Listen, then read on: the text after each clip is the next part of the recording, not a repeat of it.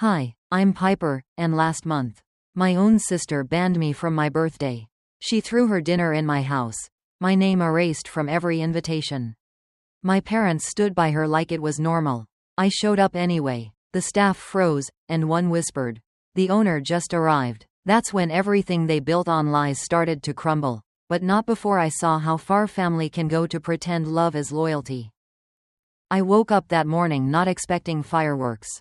Just a quiet dinner, maybe a candle on a cake. Something that said, "We didn't forget you." I wasn't asking for much. I never did. The house was still, the kind of still that told you no one had made plans around you. The air smelled faintly of cinnamon. I'd baked a cake the night before. Nothing fancy, just something simple with homemade icing. I even wrote, "Happy birthday, Piper," in shaky white letters on top. It sat on the counter like a secret. I didn't tell anyone I made it. I just hoped someone would ask. My phone buzzed around 10:03 a.m. A text from Mom. "Dinner's been moved to Emma's restaurant opening tonight. You'll understand." I reread it, then again, and again. My hand didn't shake, but something inside did. "Understand what, exactly?" I whispered. "No, happy birthday." No mention of me at all. Just, "Emma," again. I dressed quietly. Jeans, sweater, the pendant Dad gave me when I turned 16. I told myself I'd go. Not to fight, just to be there. I wanted to see how far they'd really take it. By the time I pulled into the parking lot, the sun had already dipped low behind the trees. The restaurant was lit like a wedding reception. People gathered outside, laughing. I stepped in, clutching the box with my cake. Inside, Emma was glowing, hair curled perfectly, dress hugging her like it was sewn for tonight. People surrounded her, snapping photos, hugging, toasting. The noise was like static. No one noticed me. Not Mom, who was at the bar with a wine glass. Not Dad, shaking hands with some local councilman. I spotted a long table covered with gifts. A banner above it, "Congratulations, Serilda." No mention of me. My cake sat untouched on a side table, like something someone forgot to throw out.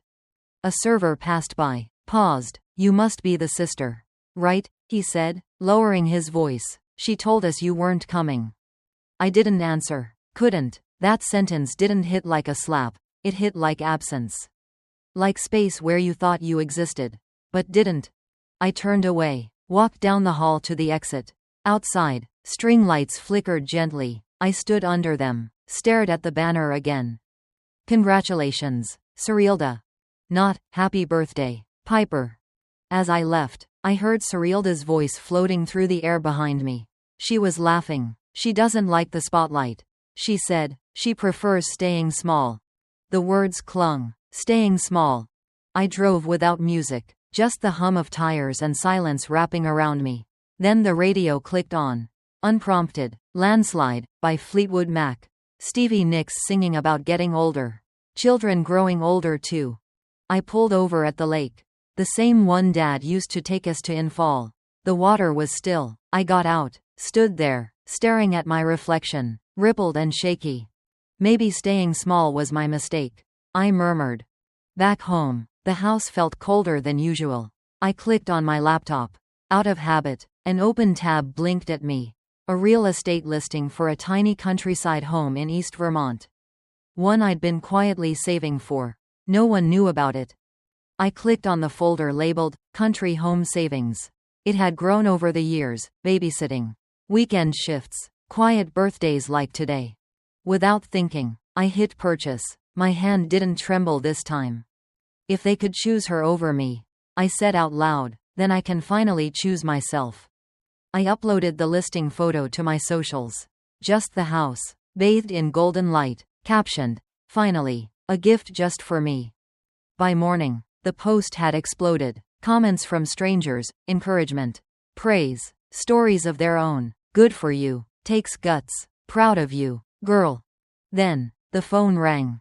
It was Mom. I answered. Her voice came sharp, clipped with rage I hadn't expected. "Piper," she snapped, "this house should go to Serilda. She's the one with the family name." I didn't speak, couldn't, just stared at the screen as another notification popped up. Serilda had commented under my post. We'll take good care of it. They didn't just forget my birthday. They erased me. The phone didn't ring long. I picked it up like I was expecting it. Maybe I was. Mom's voice came through syrupy and sharp. Sweetheart, we need to talk about that house. No hello, no pause, just straight to the point. Dressed up in that fake velvet tone she saved for when she wanted something. I didn't say anything. I let her fill the silence. It's just, Serilda represents the family. You know how it is. Her husband's in real estate. Their kids carry our name. That house, it just fits better with them. I could hear her wine glass clink softly in the background. You understand, don't you? We didn't want it to come to this. But you've always been more private.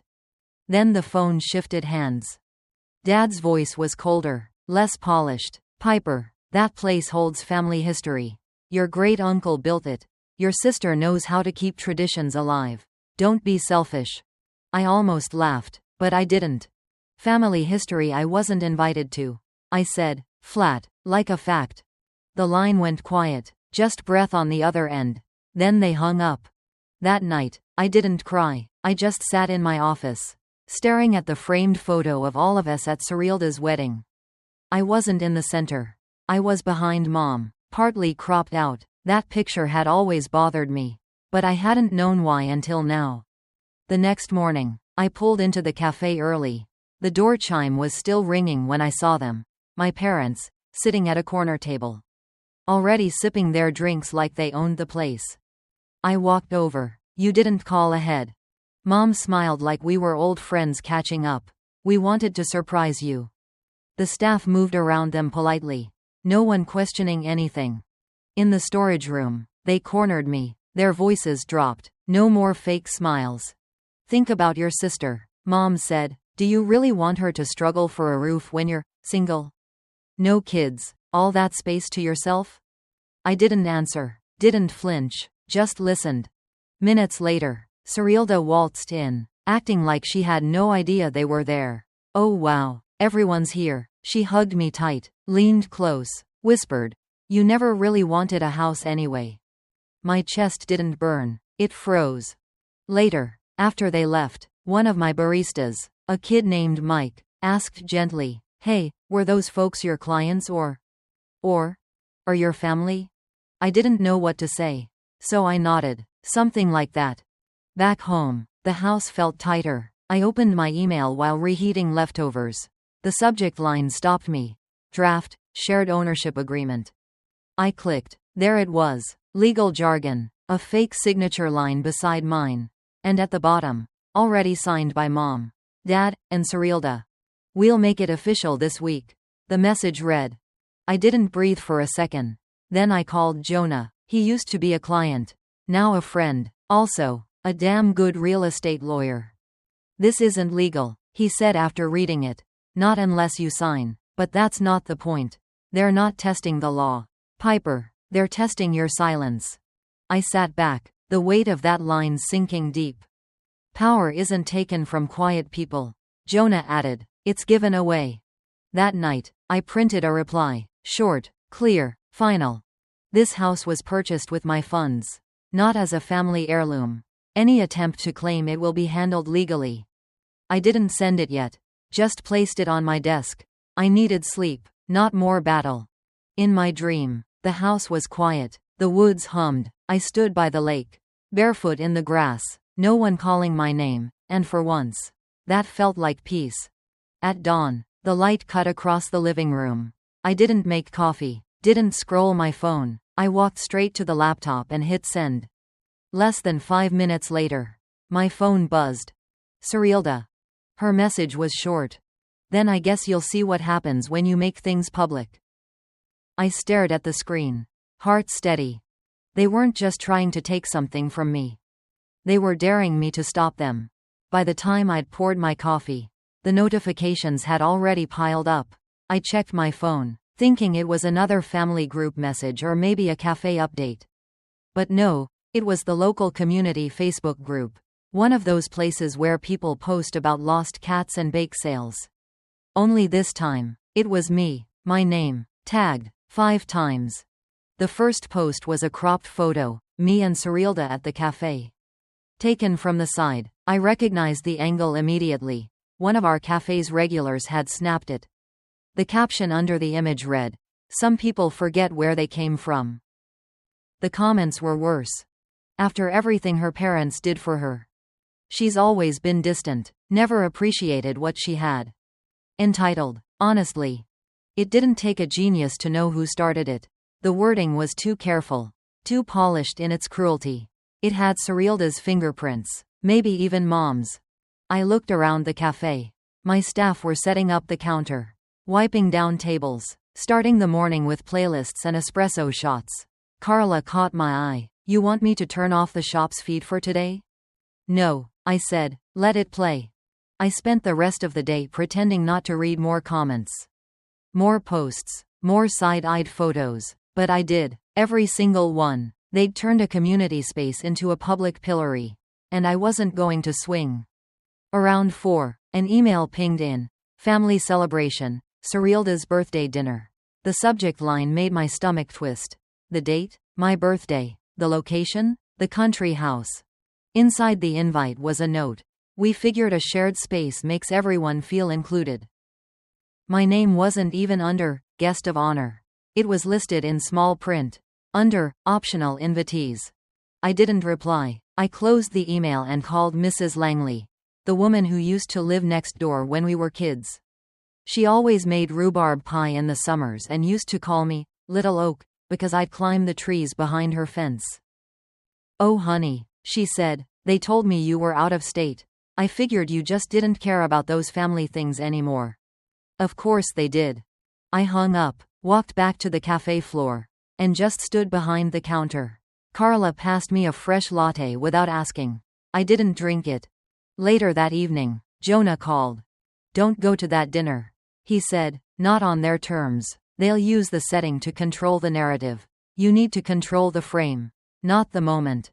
That stuck with me. That night, I didn't talk much. I just started recording. Screenshots, messages, comments, photos. I even asked Carla and Mike to write what they'd overheard when the family had dropped by. Just a quiet archive, folder labeled, "For when it's time." I told the team, "This might get worse before it gets better." Mike just nodded. "We've got you." At home, I drafted a post. Not to publish, not yet, just something that reminded me I still held the pen. They tried to humiliate me using my silence. I whispered to myself, "Let's see how they handle my voice." I didn't sleep right away. Just lay there, staring at the ceiling, thinking about how often I'd swallowed things to keep the peace. But peace for who? Right as I was about to put the phone away for the night, it buzzed. It was Aunt Louise, Oregon. The message just said, "I just saw something. Call me, now." I sat up straight, because Aunt Louise never messaged unless it mattered. And I had the sinking feeling. This wasn't just about the house anymore. I pulled into the gravel driveway just as the sky started dimming. The country house stood quiet, like it had been waiting. I didn't bother turning on the porch light. I wanted to feel the dark. I wanted to walk through it and not flinch.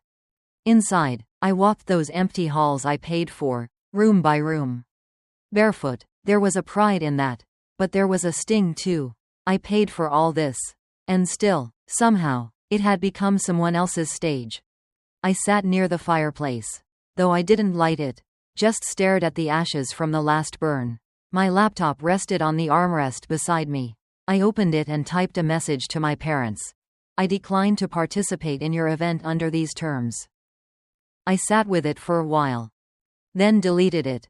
Not because I changed my mind, but because I needed to write it for me first, not for them. Letting go wasn't weakness. It wasn't surrender. It was refusing to keep setting places at a table where I was only ever served guilt. I opened the drawer by the old sideboard and pulled out a copper leaf pin.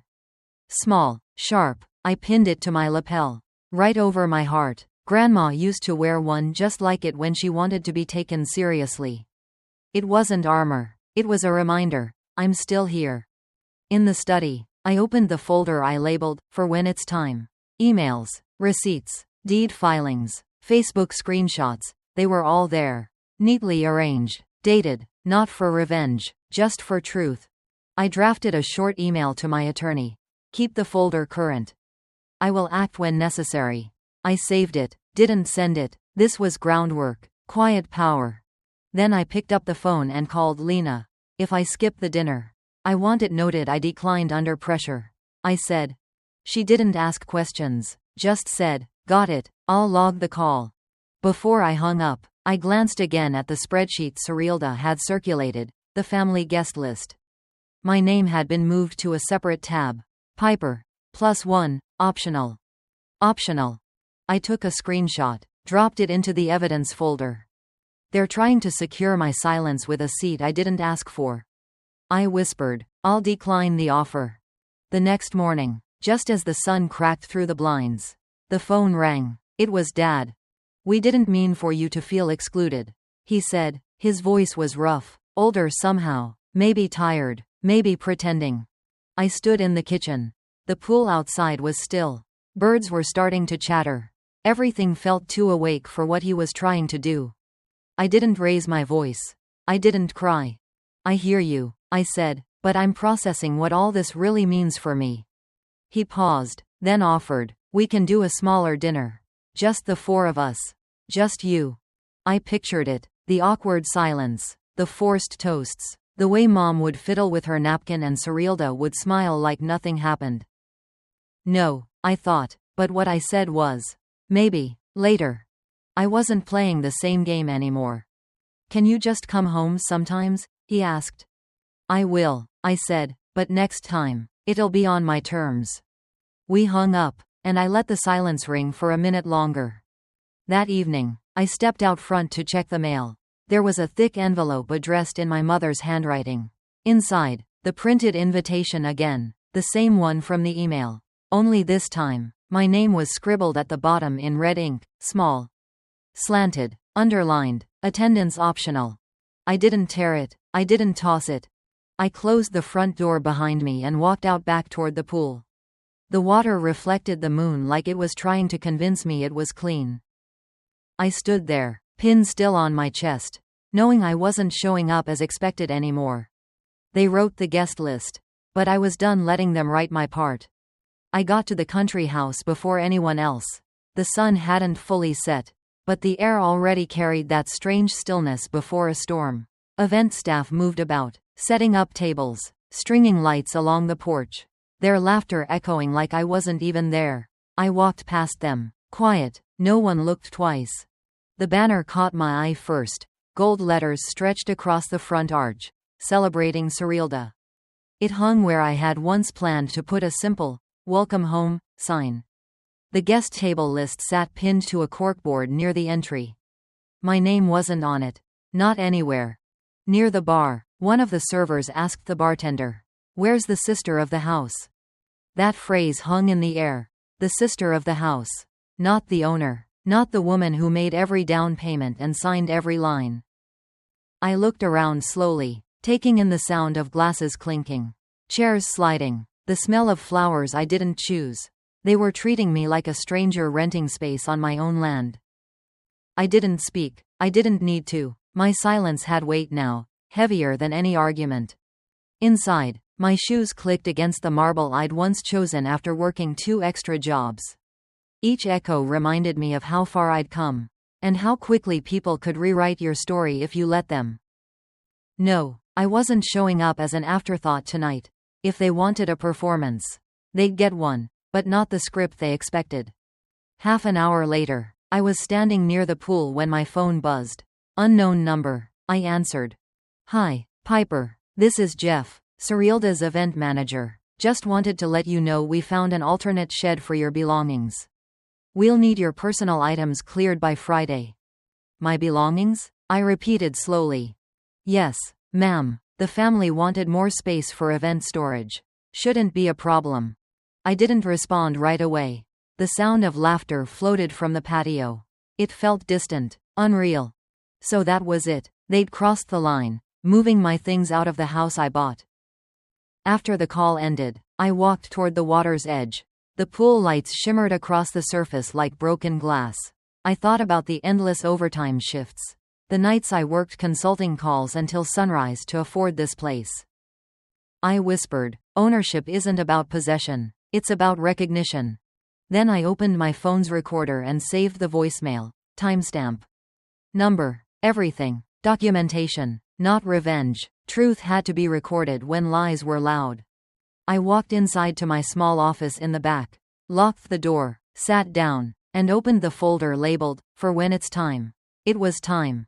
I typed to my attorney, "Please initiate an equity and forum review between myself, my parents, and my sister." Attachments enclosed. I dragged in every screenshot, every message, every altered guest list. Then I hit send. No hesitation. The copper leaf pin sat waiting on the desk. I fastened it onto my blazer, smoothed it down. My grandmother once said, "If they stop seeing your worth, wear something that makes them remember." I checked the clock. 6:50. The dinner started at 7. I'd arrive 10 minutes early. Let them feel me walk in. When I pulled up to the front, cars already lined the driveway. Music spilled out onto the lawn. I parked off to the side, stepped out, and took one slow breath. The first person to spot me was a woman near the entry arch. She turned, smiled politely. "Oh, you must be the sister." I met her eyes. "Steady." "No," I said softly. "I'm Piper Owens, the owner of this place." Her smile faltered. A few nearby guests turned their heads. I could see it, the quiet shuffle of whispers starting to form. "Let them talk."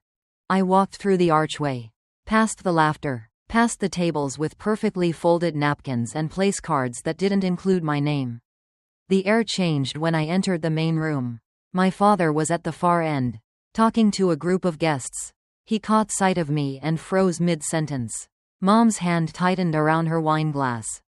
I approached them calmly. "Thank you for inviting me," I said, with a half-smile that wasn't meant to comfort. Dad tried to recover, his jaw tightening. "Of course, Piper. We weren't sure you'd come." "Oh," I said lightly, "you can always count on me to show up when something's mine." His face reddened. Serilda's laughter echoed from the dining room. By the time the lights dimmed, I was seated quietly near the back, watching. The clinking of glasses died down as the microphone was passed to Serilda. She stood, radiant under the lights, camera flashes surrounding her like confetti. "To family," she said, raising her glass, "and to the house that holds us together." The crowd clapped. Cheers followed.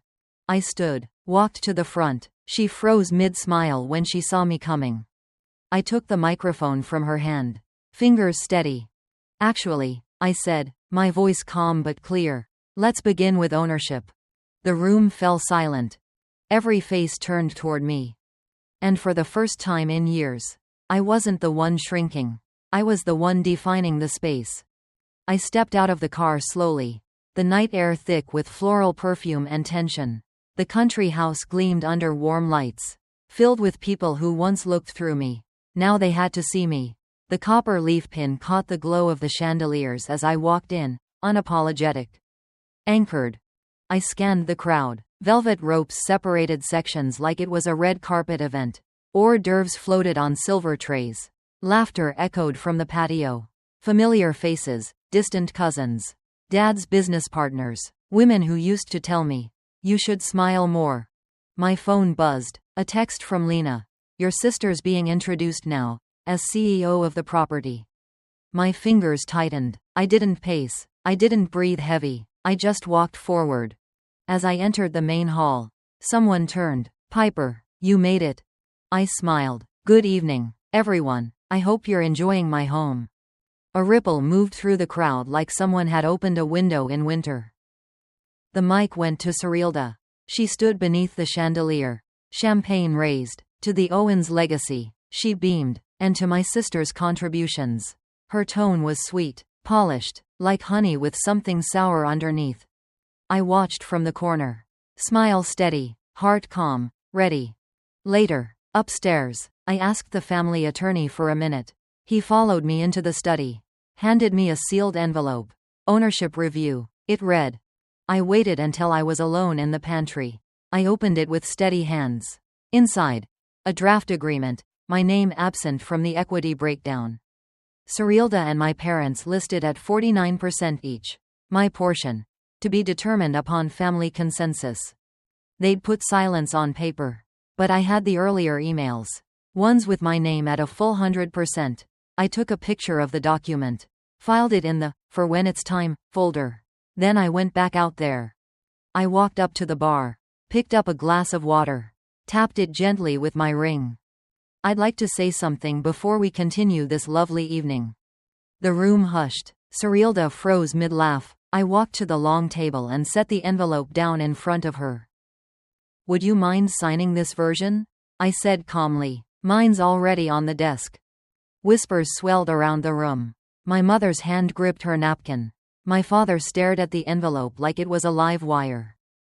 Serilda's lips twitched. Piper, what are you doing? Presenting transparency, I answered, since we're celebrating legacy tonight.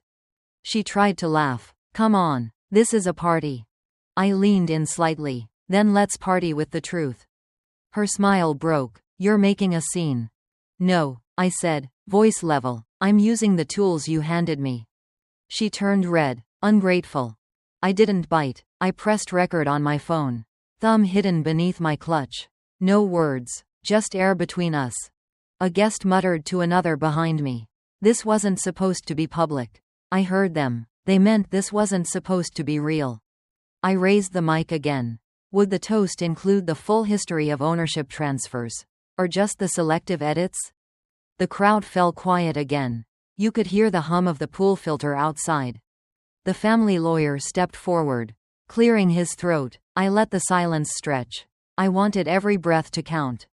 Then I moved. Slowly, calmly, I walked table to table. Shook hands. Made eye contact. Every time someone smiled awkwardly, I just nodded. I didn't need their validation. I had the paperwork. The projection screen flickered to life behind me. Soft music. Pictures of childhood. My sister in a dance recital. Dad cutting the ribbon to the house. Laughter in the room swelled again. An attempt to shift the current. Then the final slide. Big white letters. Thank you, Piper. And then a clip played. Serilda's voice over footage of the house. Looks like the quiet one finally found her voice. Polite chuckles. A few claps. I stared at the screen. Then at her. My phone buzzed again. A text from my attorney. Case ready. File when you're set. They thought this was their power play. But they didn't realize the board had already turned.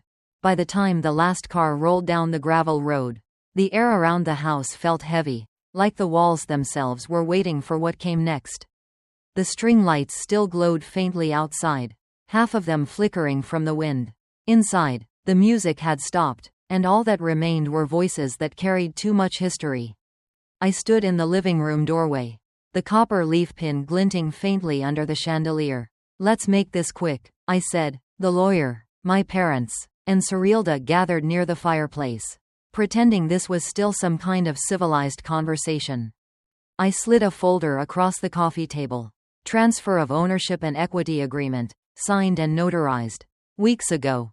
My father frowned. What is this supposed to mean? It means, I said evenly, that the house you've been parading around tonight, the one under the brand you celebrated, is mine. Entirely. Serilda let out a brittle laugh. You're bluffing.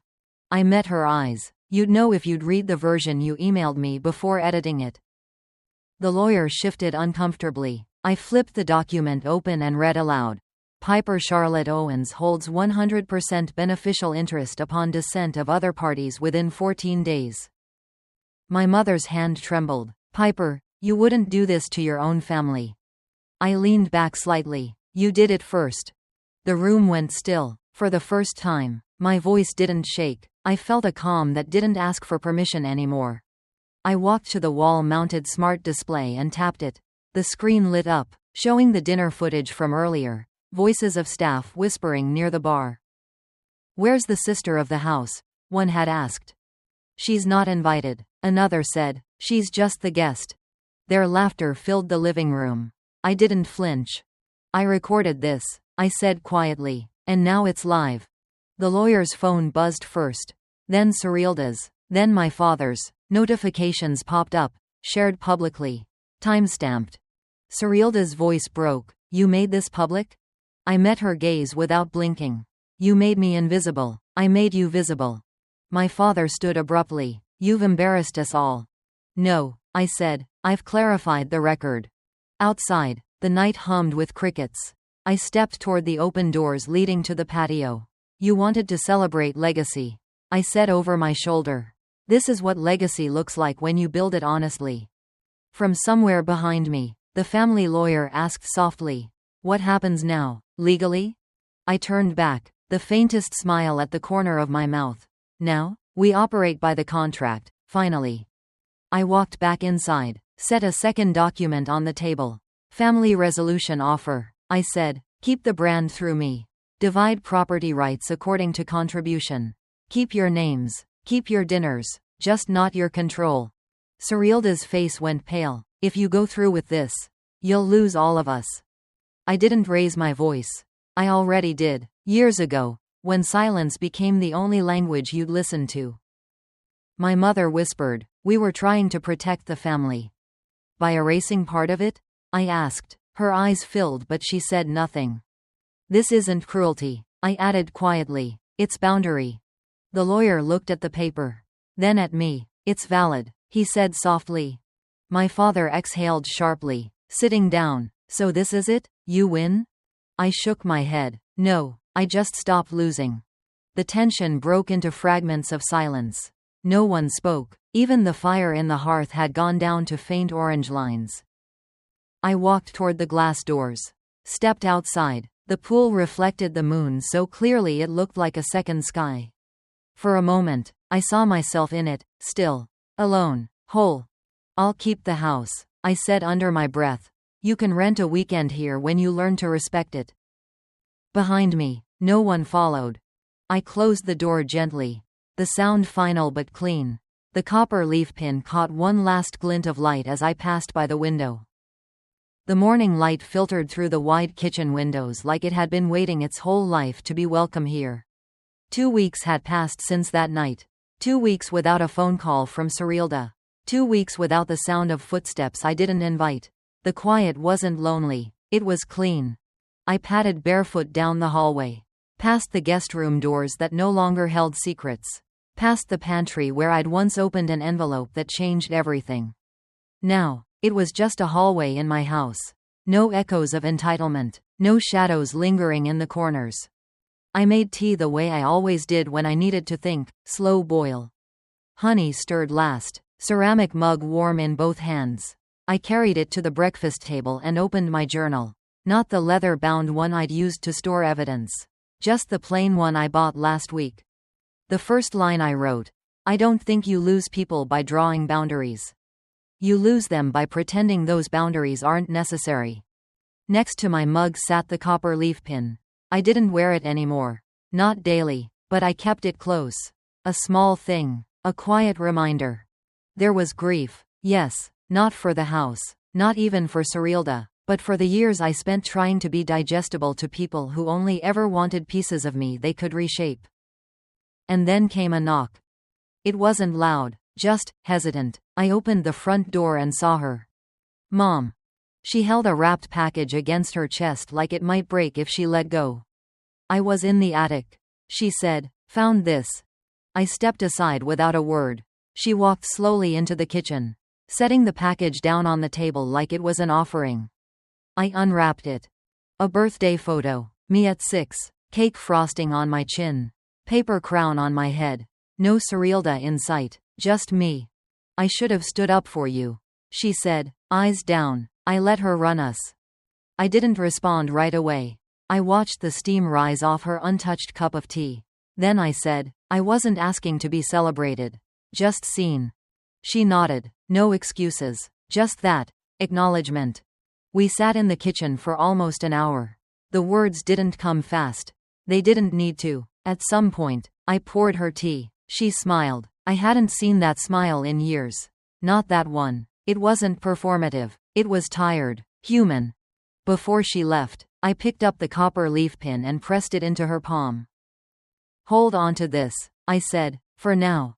3 days later, I got a message from Marta. I hadn't heard her name since before Cyrilda fired her, one of many staffers who didn't play by her script.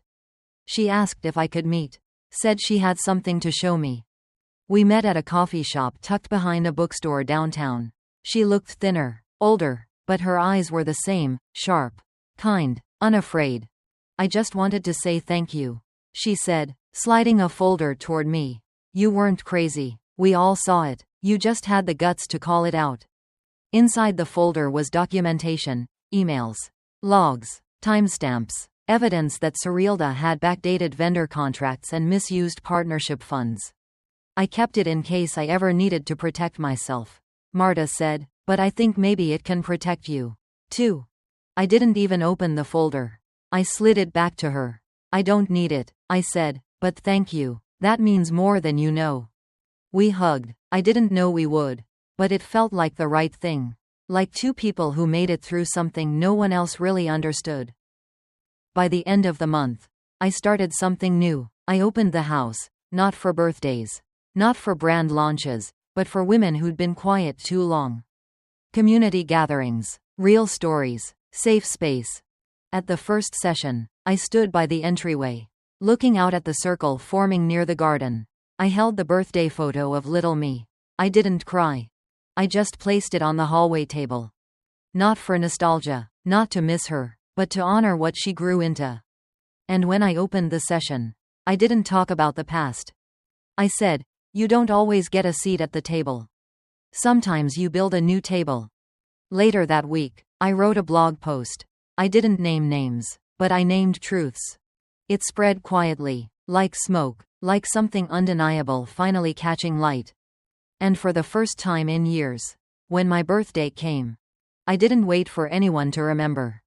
I planned it myself. And I celebrated, my way.